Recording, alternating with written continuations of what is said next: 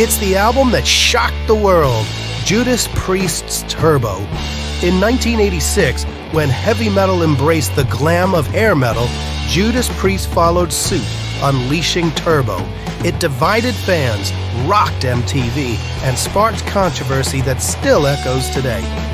In Cause and Effect Turbo, Chris Akin dives deep into the making of this polarizing album, sharing insider stories and personal memories from that explosive era. Whether you loved it or you hated it, Turbo left its mark on heavy metal history. Relive the controversy. Get your copy now at chrisakin.net or on Amazon. Hey everybody, this is Jimmy Bell from Autograph and House of Lords, and you are watching CMS TV.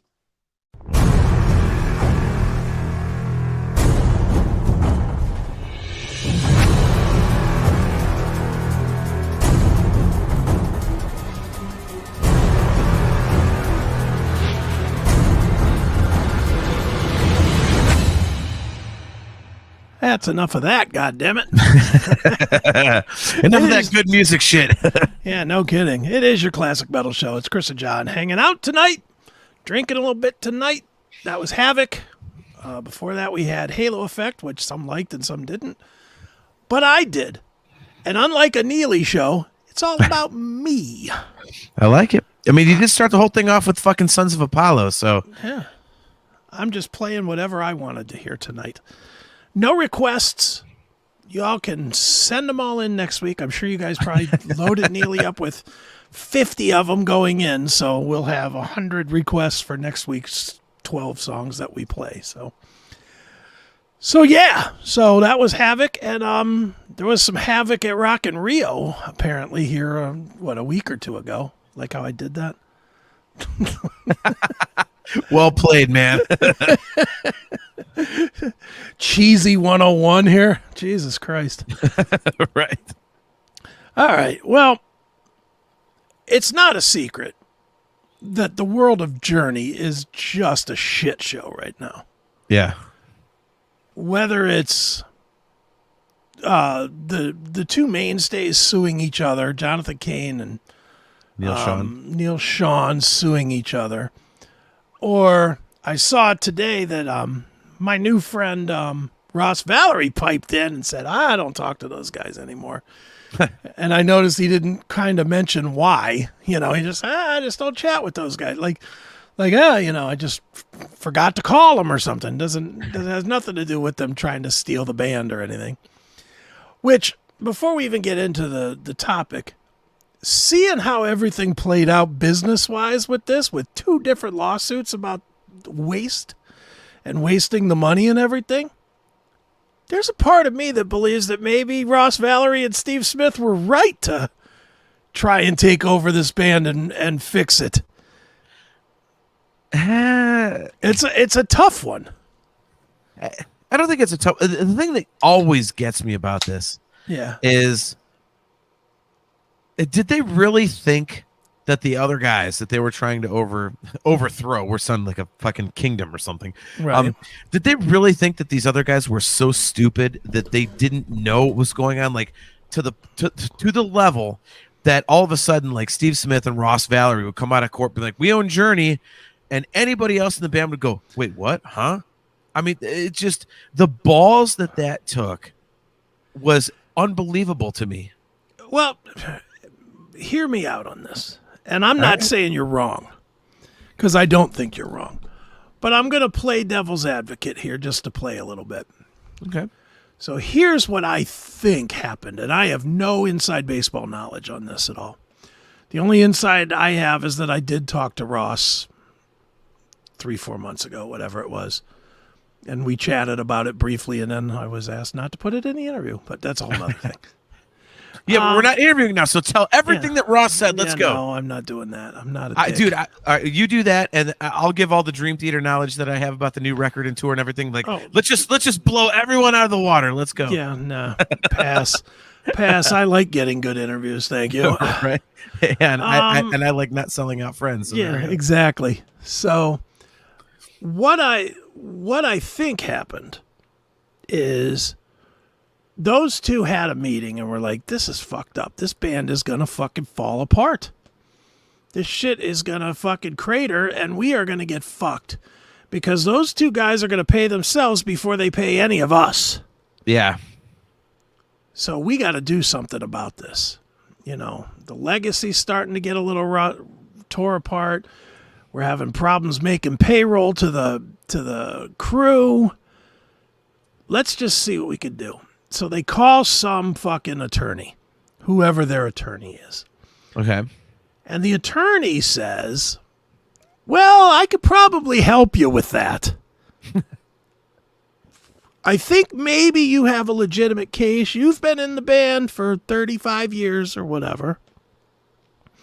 Maybe we can make the case that with fraudulent activity in the finances, that the ownership is in question because it's not being tended to legally. It's being fraudulently tended to. Yep. And they were like, okay, let's do it. And then they went and did it, and that's when Neil hired his big gun lawyer. Yeah. Who said, wait a minute here. You know, I've been managing Journey, or I've been running the Journey this and for 40 fucking years, and this is the accounting department, and this is the legal department, and these are the books, and these are the this, and these are the that. And while there is some spending that may not be right, it ain't to the level they're saying.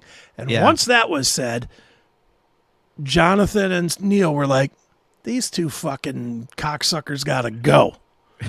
Right. And they threw him right out the band. That's my guess. But that just seems a little more reasonable than, we just thought we'd steal it, man.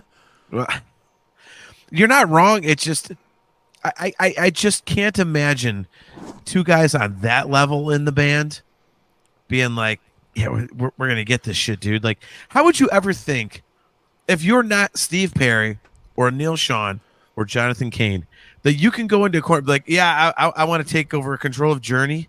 Like, well, it sounds far-fetched, but Ross is not a newbie in the band either.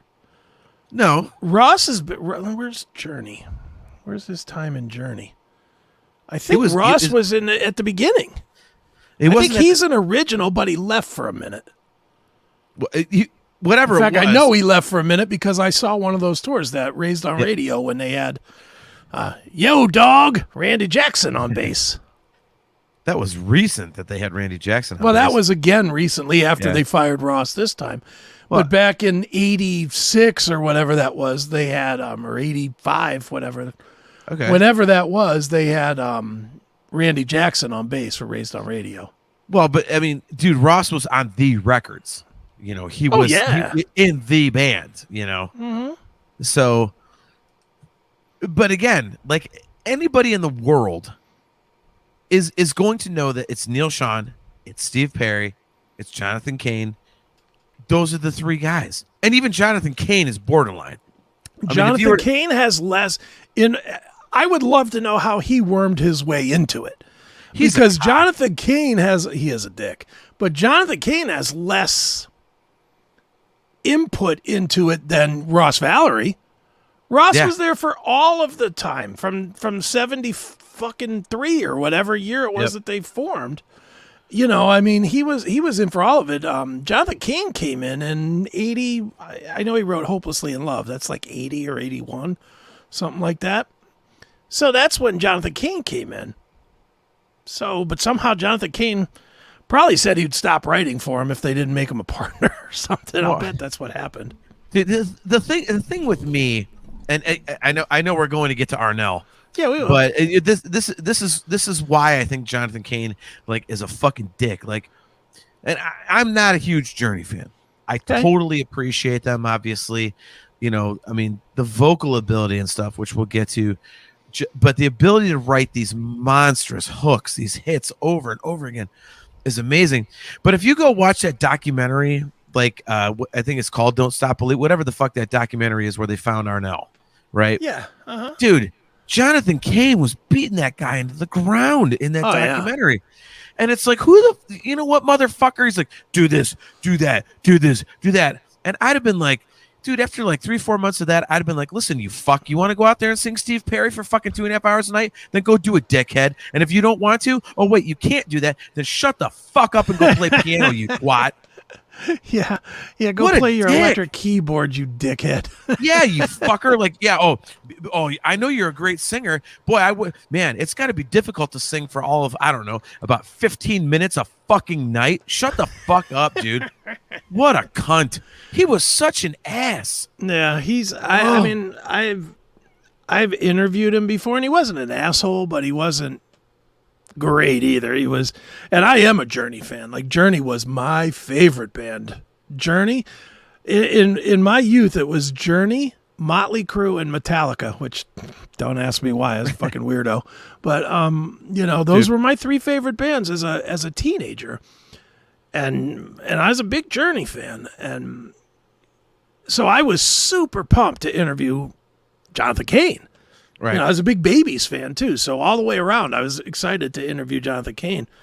And I interviewed him, and again, he wasn't a dick, but he was remarkably short. And you could tell he's up his own ass. Yeah. I mean, you've done enough interviews to know when a guy, you can tell the guy is like, thinks his shit don't stink. Mm-hmm. And you know me, I dump out of him. Yep. Like, okay, thanks for the time, dude. I'm out of here. Yeah. See ya, fucker. Yeah. Penske. It's Neely's nephew. He is a dick. Yeah. He does, but you know what? He does hide behind that Christian shit too. He's one of those guys. Oh, I'm a man of God. Like, Jesus this, Jesus that. Like, no, dude. Like, read the fucking Bible for real. You're a twat. You're a dick. Like, you really think that, what you're doing is in the Bible? No, it's not. Yeah, well, and there's a lot of misunderstanding of the Bible. People think that if you're religious, that's supposed to be nice, and being, you know what, dude, being true to religion is very different from being nice. You know what, dude, fuck it. Let's talk about the Bible for the last hour of the show. Let's not. Anyway, back to the topic. All right, let's move back to Arnel. Yes. So, Arnel Pineda is the singer of Journey, and he has his ups and downs. Overall, I think he's done a fantastic job with Journey. Yep. I really do. I love how you just said ups and downs. So I want to ask before we get to this. I'm so sorry to cut you off. That's all right. What do you think his downs are? Like, because I don't think they're very low. I think his downs are better than almost anybody else's best nights. He has. I don't agree. I don't agree that this Rock in Rio is better than anybody's best night. All right, I'll give you that. And he has these on occasion. And quite honestly, and I will throw some inside baseball on this. Okay.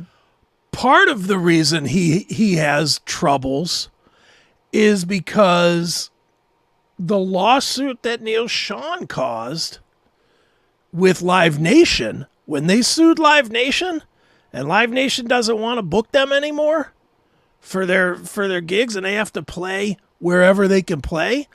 So they have to play tougher schedules, different routings in order to play big enough venues. Because, they come to Cleveland, say, and they're not playing the Rocket Mortgage Fieldhouse.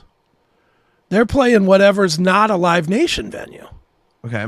Which is smaller, which means they get less money, which means then they got to go, instead of doing every other night, they got to do 4 nights a week or 5 nights a week. I was going to ask you how that correlates. Okay. Yeah. So, if they play Rocket Mortgage Fieldhouse, which holds 22,000 people or something? Yeah. Roughly 19, that. Yeah. 20. Yeah. We'll say 20,000 people. Yeah. 20,000 people at $100 a ticket is, you're the math one. Is that $2 million? Yep. So $2 million. It's $2 million. They make half of it. The venue makes the other half of it. So they make $1 million for that venue, probably a little less. They probably make like $750,000. That would be my guess for a Journey on that sort of a venue. But if they're only playing a place that holds 10,000 seats, well, cut that money in half. You know, they're going to make $350,000 and they got to fill that gap to make that money. Yeah.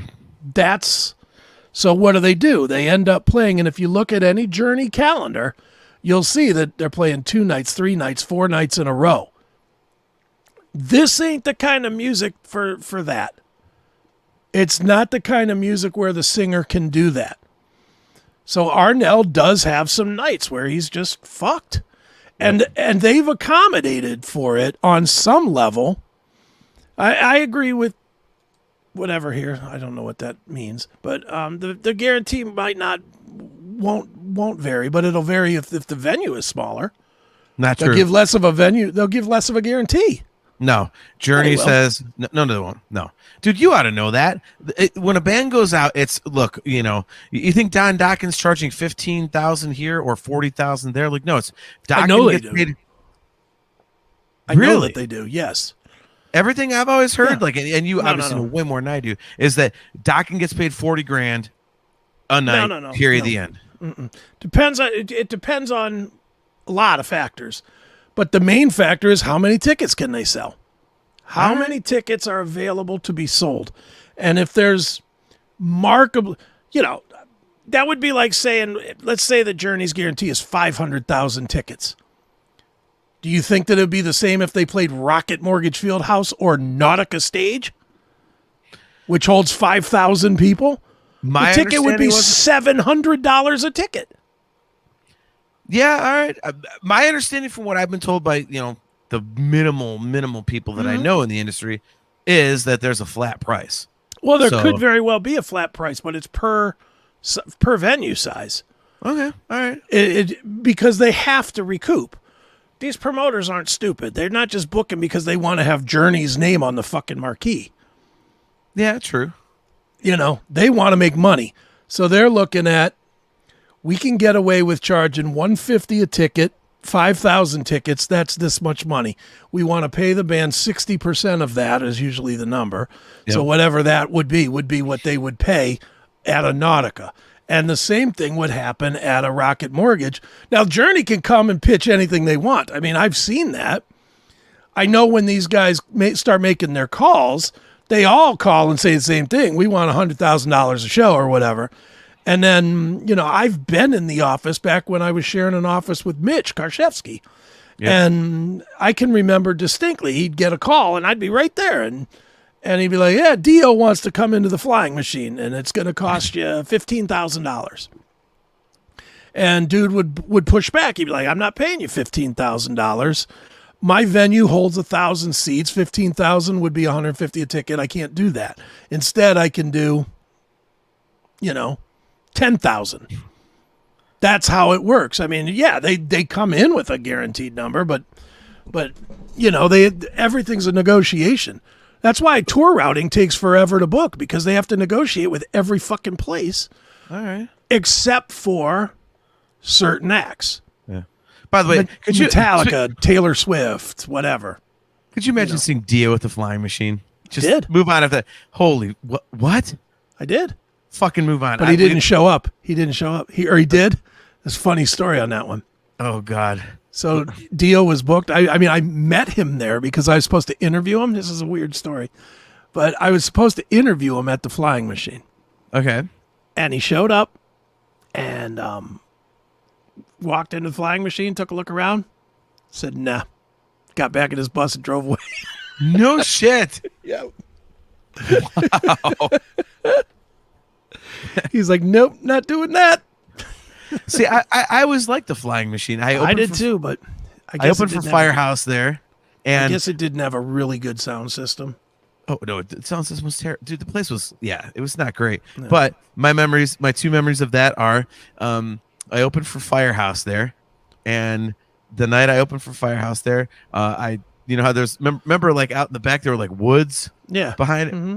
I took my girlfriend out there at the time, and okay, since we talked about women before, I can tell the stories. I you know, well, after sound check, the opening band was going on, and I took my girlfriend outside and I banged her up against a tree, and then I pulled out and I actually you know, shot on the tree. Nice. Because I thought it'd be funny to shoot at it. Like as I'm fucking, I'm like, it'd be hilarious. In my head, I'm like, what if I just like pull that, like actually like blew a load on a tree, and I did it. So so there you go. But anyway, back to Arnel. Hold on, real quick. I'm gonna tell one more flying machine, and we'll get back to Arnel. Okay. And it's not as good as that's for sure. But all right, Manowar came out there and played there once, which was ridiculous, and they came with their full goddamn setup, which was beyond ridiculous. Yeah. So I was out there with Mitch, and we were trying to help them set up some kind of a ramp from outside so that they could ride a motorcycle onto the stage in that place. Now, you guys got to, no lie, I don't think that place held 1,000 people. Actually, I will give them credit. I do think it would if you really packed them in. But it wasn't built for that. It would hold it, but that's it might hold it, but it was built for comfortably. It was probably 500 people. Yeah, comfortably, maybe 6. Was not a big club for Manowar to come with their full fucking setup, right? Right. But Manowar came and they had their setup and they had these ramps to that, because obviously they were having to ride in from off stages all over the country on this motorcycle. So they had these fucking ramps, but they were too big for that setup, for the flying machine setup. So we were trying to rig something up to for him to ride up, because he just had to ride up into that back door and then it would come right onto the stage. So we set up with fucking pallets. We found a bunch of pallets and we took them apart and we banged them into like pallets with no holes in them made a little ramp. Fucking Eric Adams gets on his fucking motorcycle and he ekes up to it slowly. He pulls up on it a little bit. The whole thing fucking caved in. The whole goddamn thing just crushed in the middle. And after that, he was like cussing all of us. I was like, what the fuck is wrong with you motherfuckers? We're like, we didn't know. Bring your own ramp, you fuck. Yeah. Well, and then somehow we figured out a way to put the ramp in, the big ramp back in, the big metal ramp that they had. But it was too fucking funny. Just he tried to eke up on that ramp and just it went right through these fucking, and they were just shit wood. Well, yeah. Of course it's not going to hold a 3,000-pound motorcycle. But anyway, Arnel Pineda. Yes. So he's out there. He's playing these gigs. He Journey ends up booked for arguably the biggest gig in South America, which is Rock in Rio. It's always a huge gig. If you look at a lot of bands' live albums are from Rock in Rio. Yep. Halford has done it. Rush has done it. Bunches of bands have done Rock in Rio. Guns N' Roses, I think, did a Rock in Rio thing. So it's a big deal. Yeah. Arnel goes out and lays a fucking turd on the stage. Just awful performance. And he was so shook by it that he actually put out to the fans, hey, if you guys want me to fucking quit, I'll quit, because fuck you. Get a million, yeah. He was. Now, one question I have for you, real quick. Yeah.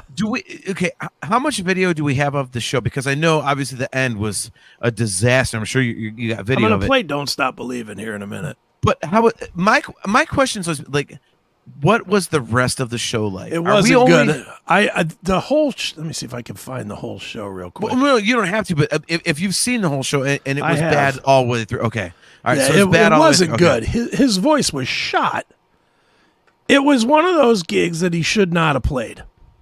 I from what I could hear, and we'll play video in a quick second, like his voice was shot, but he also went out and said, "Oh, my ears, like my monitors and my ears, like were fucked up or whatever." Like, so to me, the only thing I will give him shit for on this, because we're gonna get into it. Don't blame your ears. Like, as again, I'm not on his level at all, and I use in-ear monitors, and I've had nights where my ears are fucked, And I literally just take them out and sing off the house. It's like if my ears sound like shit, I'm doing something else and singing off the house. I never, if I have an off night, I'm not like, oh, dude, my fucking ears, like no. So that was kind of so. I think he would have been way better served to be like, look, dude, my voice was roached. I did the very best I could, and we're gonna get into this because I have a lot of thoughts on this. Yeah. So, All right, well, let's. I found the concert. It's not video. It's just audio, but I'll just play it at random because it's not marked or anything. So I'll just play some random places. Okay, and we'll get a feel for it. There, here we go. All right, here we go.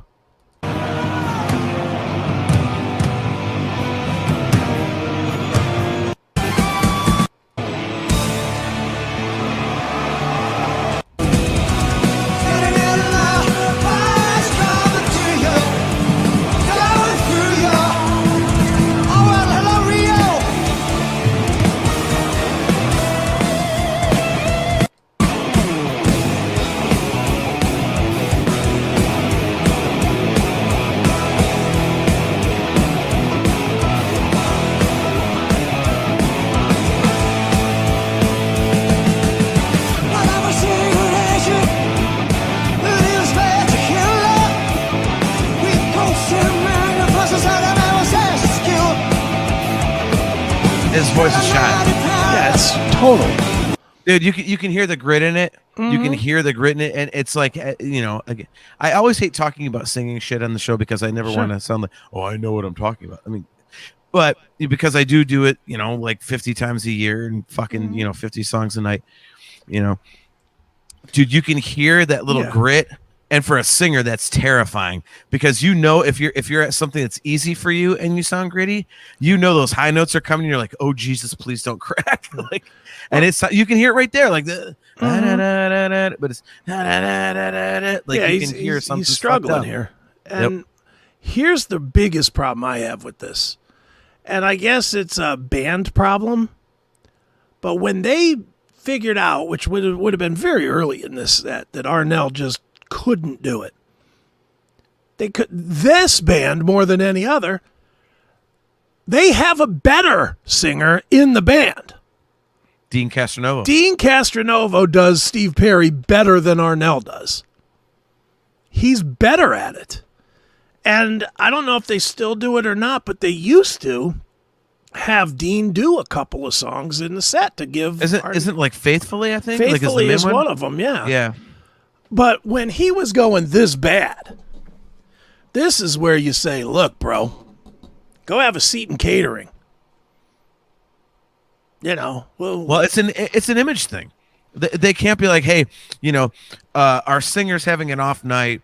We're gonna get like that's what I would want to see. That's what you would want to see. Yeah. But the average fan, if you go pay for Journey, and they come out and go, oh well, Arnel's not gonna sing. Half the crowd's gonna go, what the fuck? The other half is gonna go, you oh, say poor that. Arnel, yeah. Like you say that, but at the same time, didn't we have a year ago fucking Lamb of God shows where Mark Hunter was showing up and singing, and the guy from Fit for an Autopsy and shit like that? I mean, okay, but that's hugely different. That one anyone will accept because it's metal, it's a scream. With Journey, dude. It's difficult because Journey, say what you want about the great songwriting and how incredibly iconic they are. The only thing that you remember about Journey are the vocals and the fucking choruses and shit like that. Like they like Van Halen's defined by guitar. Journey is defined by the lead vocal. I agree. So like, you know, you can't do with the Lamb of God thing. Like, hey man, here's Mark Hunter. Here's this other guy. Like, no, people come out. They want to see Arnel. So half the crowd would be like, oh man, poor Arnel. But the other half would be like, what the fuck? I want to see fucking Journey. Like, right. What's Arnel doing? What the fuck? So, and I don't disagree, but listen to this. Oh, here we go.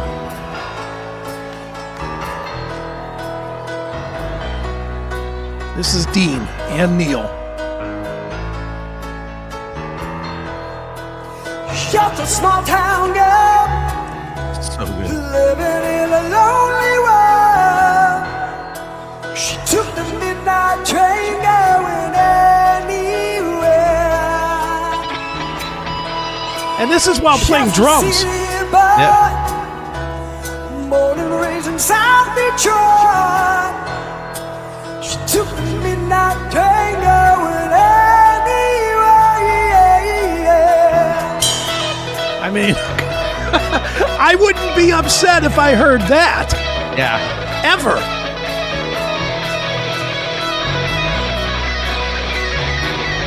How happy do you think Neil Sean was at this point? Like, there's no Jonathan Cain. It's just like fucking him and Deen kicking ass, like no drama. Like, let's go make a shitload of money. Well, this was a whole thing, dude. I know. They put out that record and they weren't happy with the way it went, and so Neil was again in lawsuits with these guys. So he went out and did Journey Through Time with Deen, Marco Mendoza, Greg Raleigh, and I forget who the other guy is. But I mean, this sounds better than Journey. Yeah. Can I say one thing real quick? Yeah. Why the fuck does fucking Deen Castronovo have a teleprompter for "Don't Stop Believing"? People in a coma know the lyrics. Don't stop believing, man. Maybe because he's playing drums. Oh, keeps him on track. I don't know. Fuck that. Stop it. I mean, Deen has been known to mess with the meth every now and again. Might forget things. So I'm going to play a little more of this before we go back to Arnel, because I want you to hear. I'm going to go into the middle of it so that you can hear how good Deen sounds.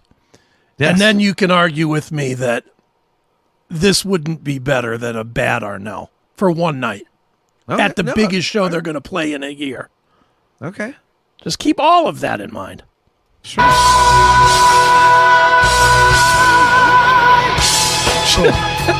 Good.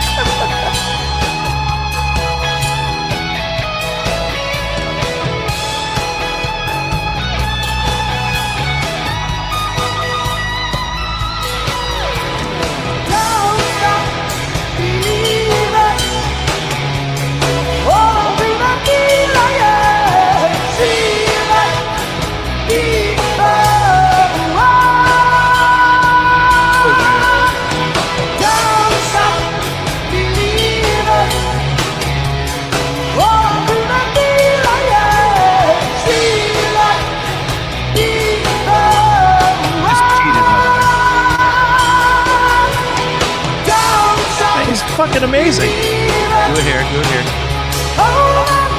it is.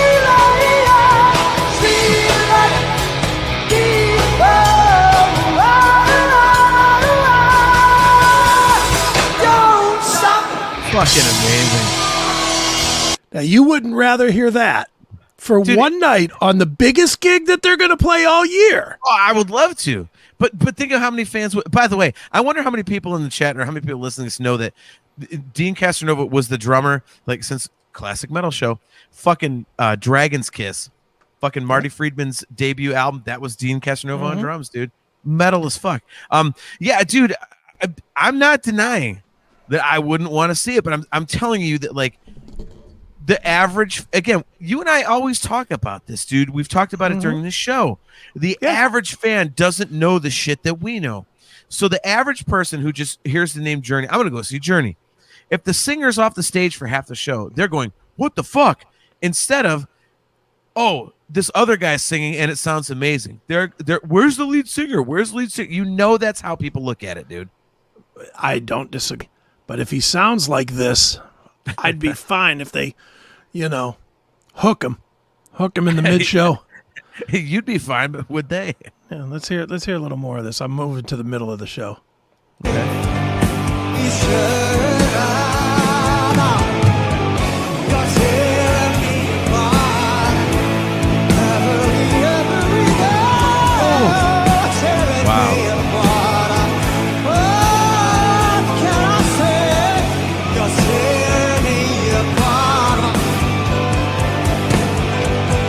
Here comes the hard high part.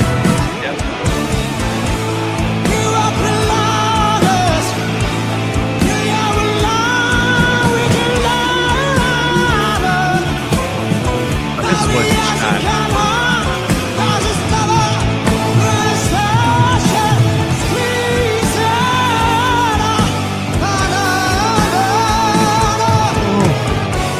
I'd rather hear Deen. I'm not disagreeing. And dude, you know what's insane is if you saw a cover band do that, everyone would be like, "Oh my god, this guy nails Journey." Yeah, I don't know about all that. Oh no, dude, come on. You have seen cover bands and you know that people do that. You know, if it sounds even remotely close, like a mile away close, they're like, "Oh, this fucking rules. The guy can nail it." Yeah, that dude. You can hear in his voice the graining. Like his voice is fucking shot. His voice is shot, fucking shot. and again, I'm gonna go back to what you had said earlier. I'm not gonna fully discount the in-ears because it sounds like he's off, like he's not hearing it right or something. And he is. You're not wrong, but or is he drunk? Somebody said that in the chat room, and that might, who knows?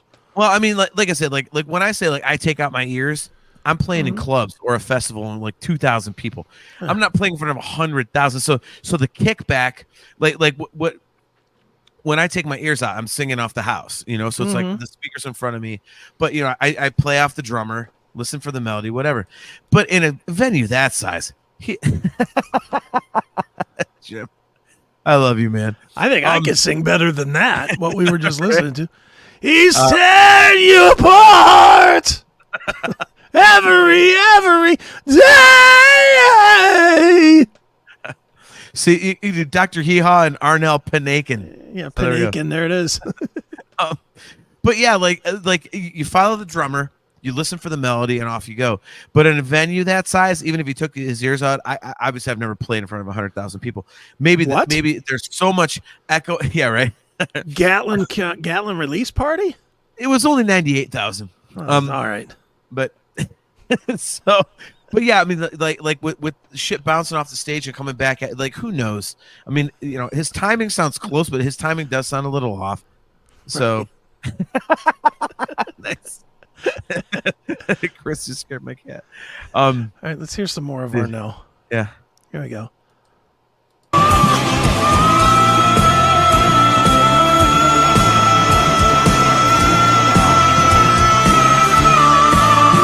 That's a good note. A great note.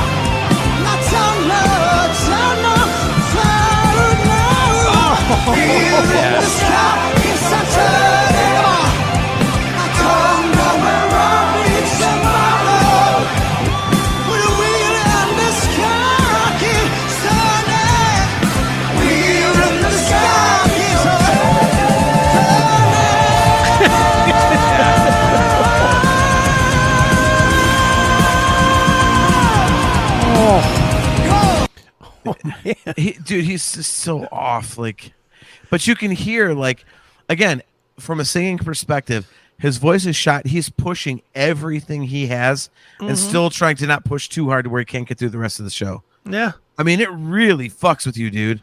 I believe it. I just am like, oof. This is, again, what it comes down to me is you got a better guy in the band. Fucking say he's sick. Say he's sick and play the gig. No one will know the difference. Put another Filipino guy out there with a mic turned off. Just have Deen sing it. No one would know the difference.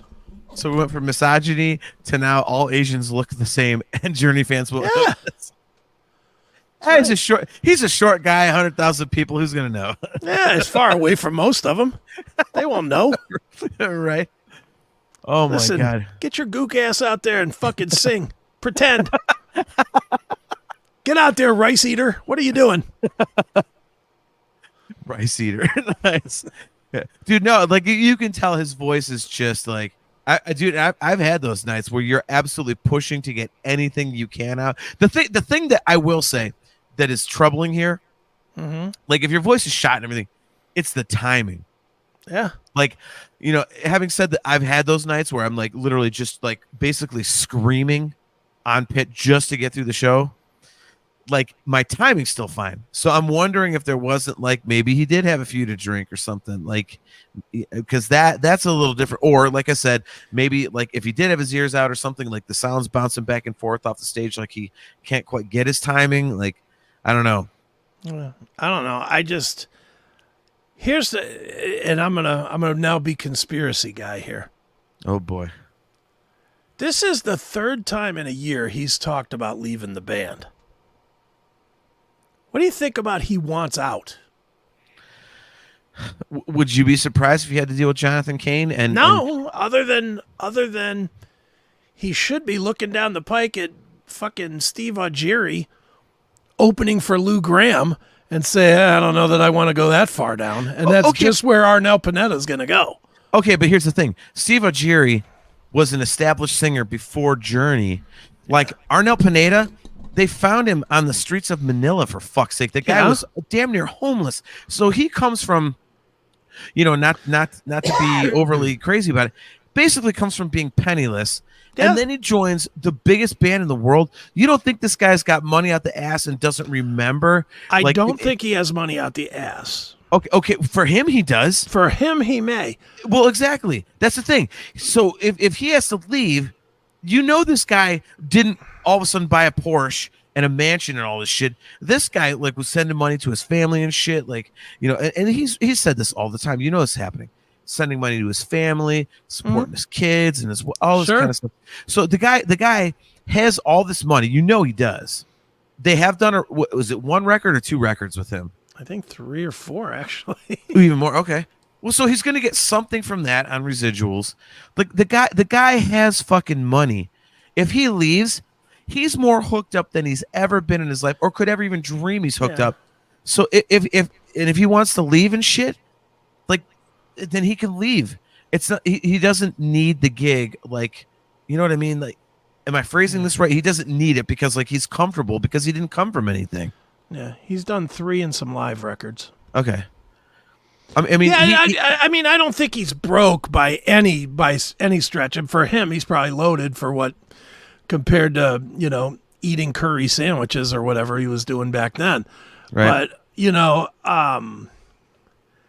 he also as an artist though, he's got to know that he's starting over if he leaves Journey. But he never started anything, dude. Dude, this is so topical. Imagine if all of a sudden I get tapped to fucking go be the lead singer for Journey. Arnel leaves and my fat ass goes to sing for Journey. What did I come from? I was in a local band that almost got signed. Maroon 5 got my fucking record deal. It's my little tiny claim to fame. Sold out the Odeon 7 times, 1,000 people. Sold a few thousand records. I just got a picture sent to me today. The Gatlin I Steel record is on sale at the Steelyard Commons Exchange for $25. Ooh. True story. I've got to send you that picture. It's the funniest thing I've ever seen. But anyway, and all of a sudden, I'm fucking singing for Journey. You don't think like after like a couple of years of singing for Journey that I haven't banked like at least a few $100,000, paid all my bills off, and if they fire my ass, I come home and I'm fucking living on Easy Street? I get all that. I'm not saying you're wrong. What I'm saying is it's not the financial part of it. It's the Kerry King is opening shows at clubs. But when he was in Slayer. Okay, but he was in Slayer. Arnel Pineda was homeless singing in a cover band. I get Manila. That. Again, it's not about the money. It's not about the riches. It's about he's used to now. He's been in this band since 2007, almost 20 years, believe it or not. Right. He's the longest tenured Journey singer. He is not going to want to go back to playing the fucking Agora Ballroom. But he doesn't need to. And he came from nothing, so it's not. But he's a musician. He's gonna keep playing, just like Steve Augeri didn't need to. Okay, but Arnel Pineda. Okay, again, he came from nothing. So if he gets fired from Journey or quits Journey, he can either go back to doing nothing, the singing cover bands, or, dude, you don't think that? And I, like if he books a solo tour, like Arnel does Journey. Like let's say he does a Journey tribute band, you don't think? And this is a minor number. You don't think he could book little places like, let's say in Cleveland, like the Winchester or some place like that. I'm sure he could play 500 those. people say Arnel Pineda, the voice of Journey. I'm sure he probably could. And you don't think it wouldn't pack out the fucking place? Maybe first or House time. of Blues and shit, like First time. But Steve Augeri, if he did that, the former voice of Journey, he's going to draw 100 fucking people. Yeah, see, this one's difficult because, like, even I didn't know who Steve Augeri was, and I'm not nearly as well versed in the industry as you are. But I'm going to tell you this: Steve Augeri, better singer for Journey than Arnel Pineda was. Is high as a kite. You are. I saw it. I saw it. I don't give a fuck what you saw. You are high as a kite. No, you're wrong. Well, then pull up some fucking Steve Augeri, dude. Arnel Pineda sounds exactly like. So Steve did Perry. Augeri. No, not is. And I've seen the Augeri videos. Arnel sounds better. That's like saying there's a better singer for Not Bruiser live. than Todd LaTorre. Not live. Bullshit. Dude, I saw it several times. I don't He care. was fucking great, and Arnel's great. I'm not trying to say Arnel's bad. I know what you're saying, but dude, I've watched them all. Dude, fucking Arnel sounds better as a Steve Perry clone than Steve Augeri did. But you know why that probably is, though, at least to me? Because Steve Augeri had a career. He was established. He had his own voice. Arnel was coming from a cover band, doing Journey. That was like his jam. It would be like me joining Alice in Chains. Everyone, like at the Brother Believe Me shows, like, oh, you got to do fucking Alice in Chains. John sing Alice in Chains. Like, you fuck do Alice in Chains. And so if I could go sing for Alice in Chains because everyone's like, oh, you sound like that guy. But I never had a career before that. So, and Augeri had a career, so he had his own voice. I'm playing this one at random. Okay. I just pulled the first one up. This is him solo, 2004. Okay. He looks like fucking Steve Perry. Oh, no, this is Journey. This is him I was with gonna Journey. say. Yeah. All right. Just a small town girl, living in the lonely world. Nope. Taking me by train, going anywhere. Nope. He's good. Just a He's amazing. simple boy, But Arnel sounds more like Steve Perry. taking me by train, going anywhere.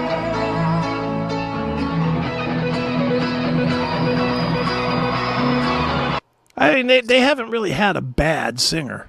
Well, I mean, can you though? I No, mean, you it's can't. Journey, like we said earlier, like, dude, Journey is defined. As a It singer. would be, yeah. I mean, that's all it is. It would be like if Van Halen fucking, let's replace Eddie Van Halen, like Joe Satriani on the Best of Both Worlds tour or Best of All Worlds tour. Sounds amazing, but it ain't Eddie. You know, like it's it is defined.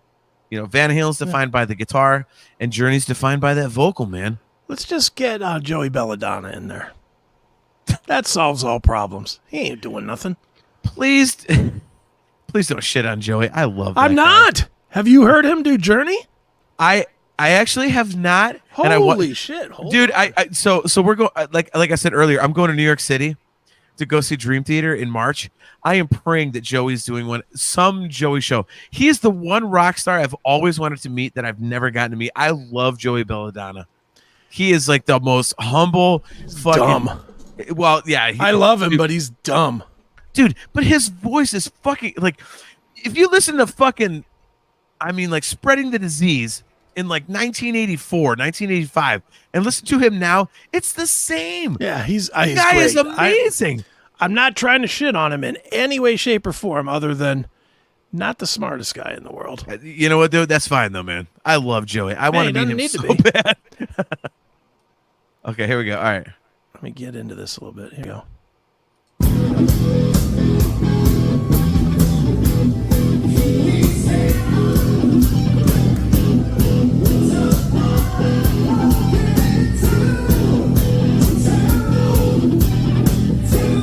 I fucking love Joey, man. He's great. Yeah.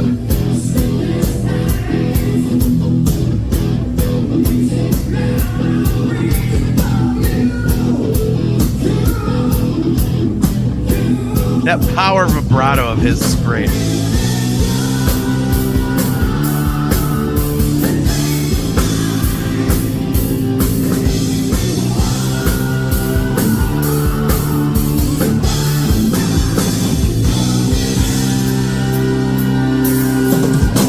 wish we could hear this without the fucking shit crowd singing. Off key. Hold on. Where's that? You've heard the Anthrax Journey song, right? Actually, wait, they did Journey? Yeah. How did I miss that? Dead or Alive, I think. Or Keep On Running. Here we go. Oh, I don't know that Journey song.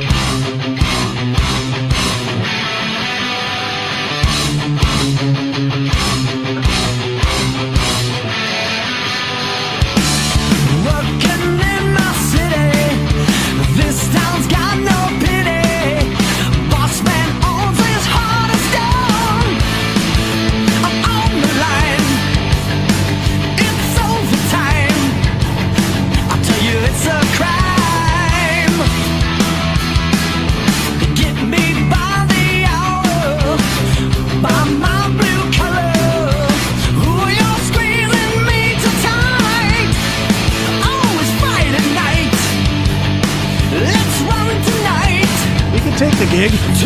Right? Listen to that.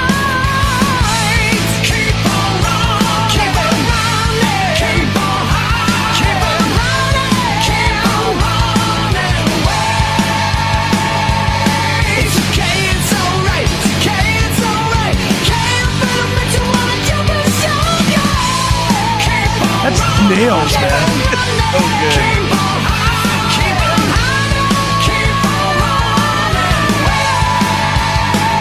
Notice you can barely hear Frank Bello. And Frank Bello's the high harmony. I mean, it's and like, amazing. and Frank Bello can't even get up there, dude. It's amazing. Oh, I'm going to answer. Where did it go? This one. Deen would be good, but does he have to? Yes. If you look up Journey Through Time live on YouTube, you can hear the whole hour and a half shows that they were playing. Neil and Deen. Was Deen the lead singer for the whole thing? Yeah. Okay. Yeah, and they actually, if I remember right, as the story goes, Frontiers put it out. They released it as a live record, and then immediately got sued. Are you serious? Because they didn't have permission to put it out. Jeez. Yeah, Frontiers is a whole nother issue of wow. There's some management stuff going on over there. Now, there's some things I could tell you some stories about. Right? Yeah, dude, I don't know. All right, we'll get back to Arnel in a second. Yeah. Dude, I love Joey like fucking. Joey's great. Oh, God. Like I said, I hope he's playing in New York somewhere when I'm there in March. Anyway, yeah, back to the Arnel thing. I mean, let's get to the real video. I mean, do you have the one of Don't Stop Believing that everyone was up in arms about? Because, I mean, that was really what you wanted to talk about was all these other singers getting his back, and you had an issue with that. Yeah. All right, here we go. Here it is.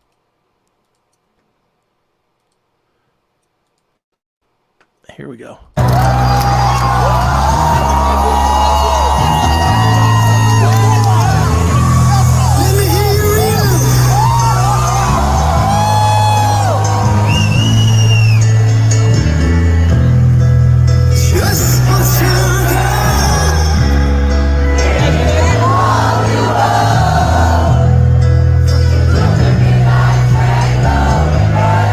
That's My Voice Is Blown, you singing. Yeah. Oh, yeah.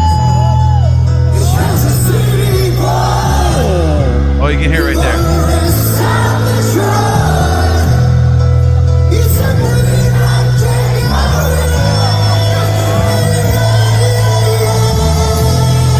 Okay, right there, like if your voice is shot, you don't do that. Yeah. You don't like muscle through like super high notes and shit. Like no, dude, just like last song yeah. of the night. Yeah, just even still, dude, like you don't do that because you have other high notes coming up. Like, just if your voice is fucked, then don't do the what? All the vocal histrionic shit.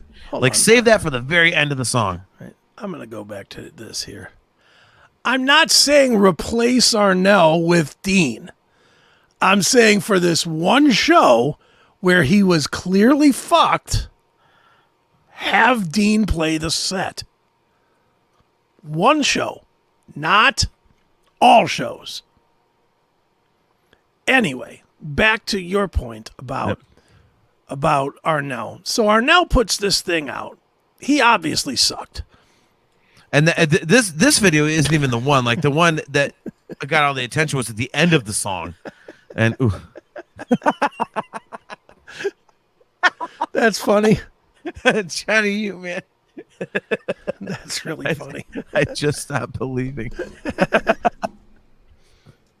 Oh my God. But the thing I have the problem with was that all of the artists, I saw several posts from artists saying, shut up and accept it. Arnel's having a bad night. Every singer has a bad night. I saw Latore say that. I saw a few guys say it, but Latore was Tony Harnell. Yep. Tony Harnell. But Latore's the one that got under my skin. Because I don't like at all that these guys, any of these guys, and I'm pointing at Latore just because he's the one that said it, I don't like him saying that I should have to accept less of a show at full price. I don't like hearing that. I don't want to hear. How much do you think these Rock in Rio tickets cost? Probably a fucking ass load of money. Yeah. And now you're trying to say, well, he had a bad night, but fuck it. You should accept it because he's the singer and singers have problems some nights. No. Well, you know what? Give me back 40% for the 40% that he didn't perform. Right. Throw me a refund. Why do I owe him full fucking price when he didn't give me full fucking show? See, I see it from two perspectives. Mm-hmm. I see it from your perspective as a fan, and I see it from, Latore's perspective, Tony Hart, all the guys that are getting his back. Like I see it from both sides because, for you, it's one show. Give me 100% or get the fuck out. Right? Yes, I get that. But from the singer's perspective, like getting his back, there's nothing wrong with that because they understand what he is going through. And, like we talked about a minute ago, with Journey, there's no hiding. Like there's no let the crowd cheat. Let the crowd do this. It's not like when I opened for fucking Hoobastank and the Doug Robb was fucking every single other line was just holding the mic out to the crowd. Like no one gave a shit because it's fucking Hoobastank. In Journey, that would be like Eddie Van Halen, like just holding out like a note and letting the crowd like sing the guitar solo. Like, no, man, like it's not how it works. No, I agree. I don't disagree. What I'm saying is shut your fucking mouth. It's a bad show. You don't need to get his back. I don't need to be talked down to by some fucking replacement player singer in Queensryche telling me that I have to fucking accept a fucking bag of shit that was fed from Journey. No. I don't think that they're coming at you from the perspective of you have to accept a bag of shit. They are. They're saying don't complain about it. Well, and they shouldn't. Again, both sides of the fence. I don't think they should say stop complaining about it, but I do agree with them saying, dude, he's got a fucking he's having a bad night. Cut the guy some slack. There's a difference between those two things. Sure. And so, like I said, like when I see this, like I said, like I could hear, and when you played the very beginning of the video, like even Easy Notes is instead of like you could hear the grit. His voice is fucked from the get go. All right, so no, I'm not accepting this. I'm gonna tell you why. Okay, I just fired you from your job that you have, and I just hired you to fucking be the guy that works over at Walmart changing tires. But your fucking wrist is really hurting today. So you decide, I'm only going to put 2 lug nuts on every fucking tire. Terrible example. No, it's not. It's a perfect example because your wrist is, hold on, because your wrist is sore. And then I'm just supposed to say, well, I did my best. I put 2 on. No, that is not even. How is that not? Because a car and a tire is it's a thing. That's like saying, oh well, what your analogy is saying, well, Neil Sean went out there and fucking played a bad show, because the guitar was out of tune and shit. No, Arnel's voice and a singer's voice is 100% physical. It's 100% In here, there's nothing you can fucking do about it. Humidity, fucking what you're drinking, You're what right. you're eating, what you're everything. So, You're right. Whose responsibility is that? I didn't pay for that. I didn't pay for less than perfect. Okay, but it's either 100% there or it's a little bit off. With a car, that's not the same thing, dude. You can drive with 3 lug nuts. Okay, a guitar player and a bass player and a drummer can play with just a little bit of shit. A singer can't. You're right. And so, it's not the But same. if you traveled and paid big money with this fucking for these tickets, you should not have to just say, well, he just had a bad night, so you're fucked. Well, that's what I'm saying, though. Like, I agree with that because it's James LeBrie, he phrased it so well. Like, Tim James. I agree with Chris, but then again, I got paid to watch Vincent. Dude, James LeBrie phrased it so well. He said, dude, like, when you're on the road, you're doing like 50, 60, 70 shows, like, you're so burnt. And you do these fucking meet and greets, your voice is he's like, and you just want to like phone it in. He's like, but you can't, because for you it's the 60th show, but for most of the people in that crowd, that's their only show. And I understand have to be that. at number one. And so and so that's why I understand where you're coming from, because here's you go here's and the other Arnel side, needs though. to be that. Here's the other side, though. What do you mean other side? I was just There's getting another back in side. your argument. You're saying he's doing 70 shows and meet and greets and all that. You know what? A, you're charging for all that. So B, don't do the fucking meet and greets. Save your voice by not doing that. Shit, and heel. preserve what you have. You fucking burn victim. Listen to me. What I was saying is, I was getting your back, you dummy. I understand that, but I have a hard line on this. Okay, but I will never accept. I'm not saying they can't have a bad night. What I'm saying is I will never, ever, never, never casually accept other people that are not involved in this. Arnel Pineda did not say you guys should accept this. Arnel Pineda, the guy that had the shit performance, took responsibility for it and said, look, if I'm so bad that you want me out the band, I'll leave. Yes. He took his responsibility. Then you got all these other knotheads, just because they're singers, saying, oh no, you should accept it because of this, this, and this. No, shut your fucking mouth because it doesn't concern you. Okay, but see, you're missing my point. I was getting your back. I understand you're getting my back in the Arnel part of it. I got it. Well, no, not in the Arnel part, in the fan part of it, dude. So James LeBrie, his point was, I've done 70 shows, so for me, I'm burnt. But the fan that comes to see me, that's their only show, so I have to be on every night. So that's getting your back, and your point is, I agree. I don't give a fuck what you've been going through, like. I want to see this guy at 100%. Well, no, not I want to. I paid to. Okay. There's a difference. Of course, we all want to see him play their best show ever. Okay. But I paid for the Arnel Pineda of 12 years ago. I didn't pay for this guy that sounds like he's in a fucking modern day Dokken tribute. No, and I'm not denying that. I mean, again, his voice is blown and shit, and you are correct. They should have had Deen step in, but even if it's like they're doing the stadium tour here in America, which they're doing with Heart and Def Leppard and all that shit. Yeah. Even there, like, it would be difficult to go, oh, you know what? I don't feel good. Like, Deen's going to sing a few songs. Like, fans would accept it. Most fans. Some would be like, what the fuck, man? Where's the lead singer Journey going? But at Rock in Rio, like, I mean, you said it, dude. It's one of the biggest shows in the world. 100,000 people. Do you really think that he can just back down and they can go, here's Deen Castronovo?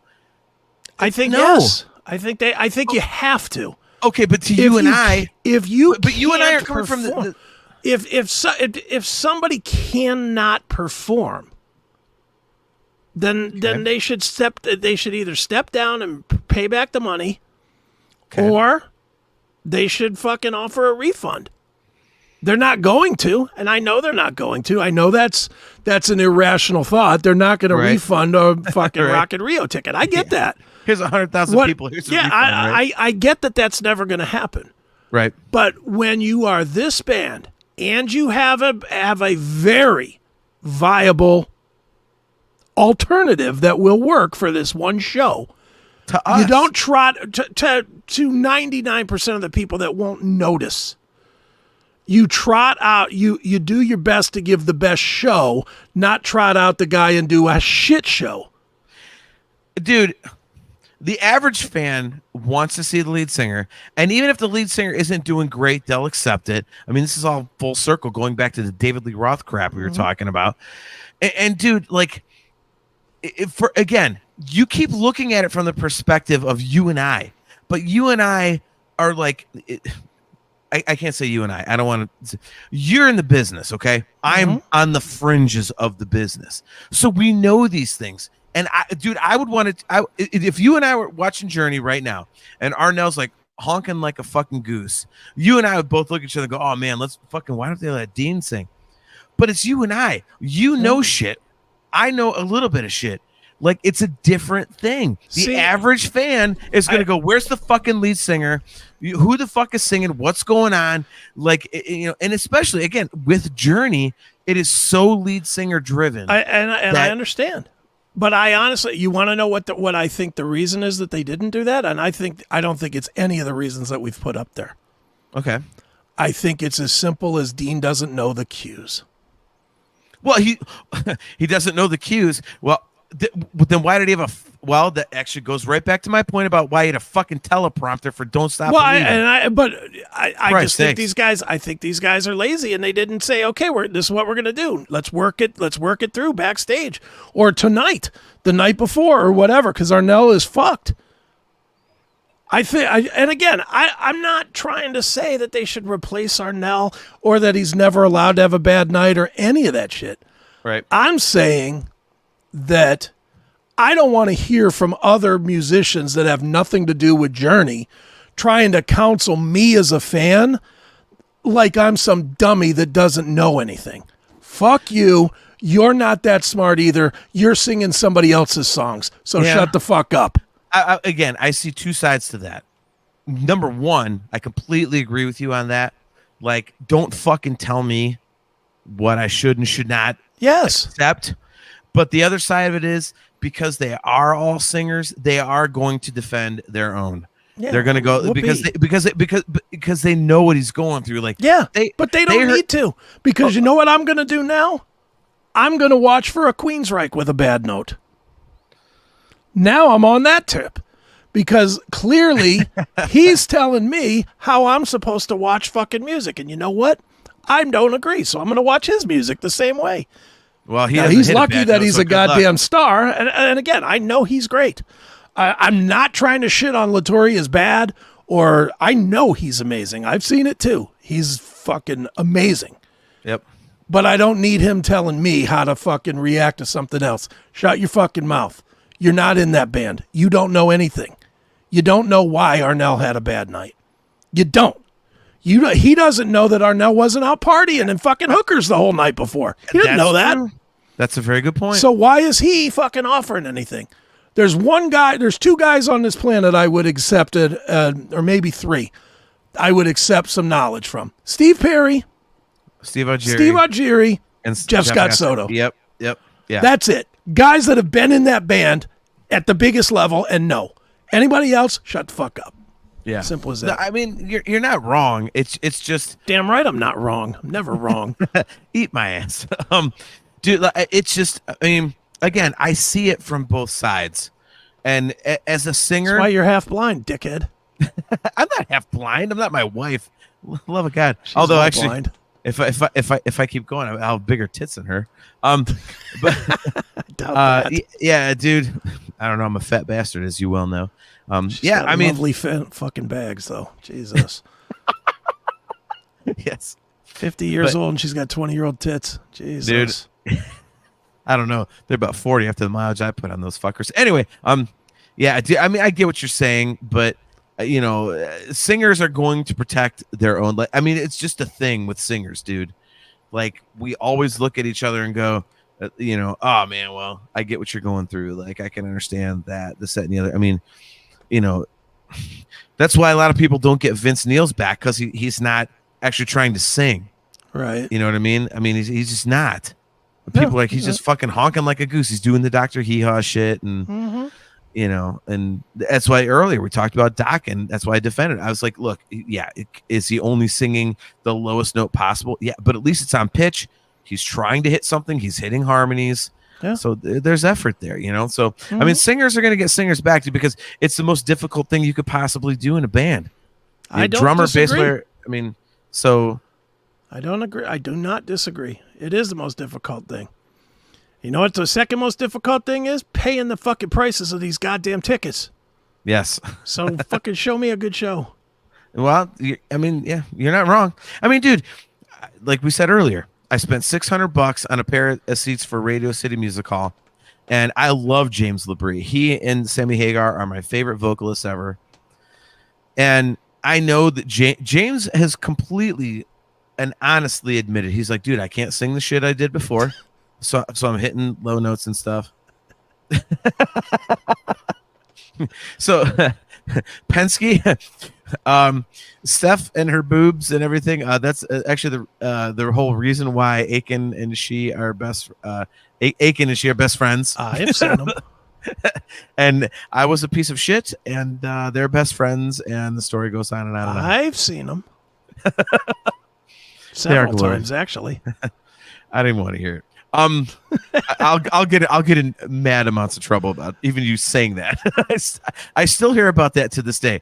Oh, I'm not going to send you nudies because you fucking sent it to all your friends, especially Akin. I'm like, I didn't do that. Whatever. She fucking posed for him when she was getting her tits signed by Steel Panther. She was like, here, take pictures. She literally had me taking pictures of her tits when the Steel Panther guys were signing them. She needs to stop it.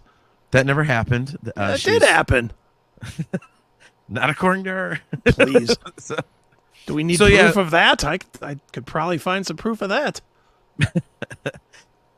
There's probably a lot of proof. All right, we're done. We're done. Yeah. Enough rambling. We're done. We gave you enough. We gave you the whole show. Sarah and I had told John, I was like, about 1 o'clock, we'll probably call it a day. I know, right? Fucking 3. So basically, we've given them 2 hours of bonus time. Yeah, pretty much. Yep. Pretty much. We gave him a good show. This was fun. Somebody liked it. It was great. Where's it at? This one. Awesome show. Look at that. Awesome show. Yep. Well, we'll go back to doing shitty shows next week because Neely will be back. And those of you that hate when me and him are together can hate us again. Yep. You hear that, CMS fan group? Hey, Neely will be back next week for you to hate on us instead of probably hated on me and you. But I would like to do 15 seconds of bonus time and just reiterate the fact that Jason Lundgren and Chad or Nate DeBassi and fucking Jason Lundgren can go fuck themselves. Take your little fucking fan group and go fuck yourselves right up the fucking ass. And you know, because those cunts aren't listening, because if they were, they might have been in the we could have brought them on the air. I don't give a shit. I would have. I'd be like, all right, you fucking asshole, you got something to say? Let's go. Give a shit. Just like. And I give Barden all the credit in the world for coming on earlier, so that was cool. But all those 3 fucking dildos wouldn't come on. But you know why? Because they're too busy posting Squidward fucking doc and memes about Neely. So whatever, doesn't matter. All right, we are going to wrap this up with some Rock in Rio. Yes, but from the Scorpions. I'm coming home. Yeah, we'll wrap it up for that. So Neely will be back next week. John, give the plugs for your fine shows. No problem, dude. Thanks for having me on, man. Appreciate you. And all you guys in the chat and everybody listening, thanks for dealing with my dolphin ass. Nerf Herder Council. We are live every other Wednesday at 8 p.m. Eastern Standard Time. NerfHerderCouncil.com, all those good, fine places. Talking Into Infinity, a Dream Theater-centric podcast. Barely. I said centric, you dickhead. Barely Dream Theater-centric. Oh, stop it. You should call it a Van Halen-centric podcast lately. Can I get to my plugs, please? I mean, go ahead. Jesus Christ, shut up, Chris. This is my show. Anyway. And that, right. So Talking Into Infinity, a Dream Theater-centric podcast. every other Thursday at 7:30 p.m. Eastern Standard Time at talkingintoinfinity.com, the CMSnetwork.com, CMS Rumble page, all those great places. Thank you, Akin, for having us on. So yeah, Nerf Herder Council, Talking Into Infinity. If you like nerd shit, if you like Dream Theater and metal and stuff, go check those out. And much love to all you guys, Demon, Jim Bartek, all you guys in the chat and everything. And Akin, thank you very much for asking me to come on, dude. It's a fucking blast to always do this with you, man. So, And as for me, you guys know where I'll be, so fuck off.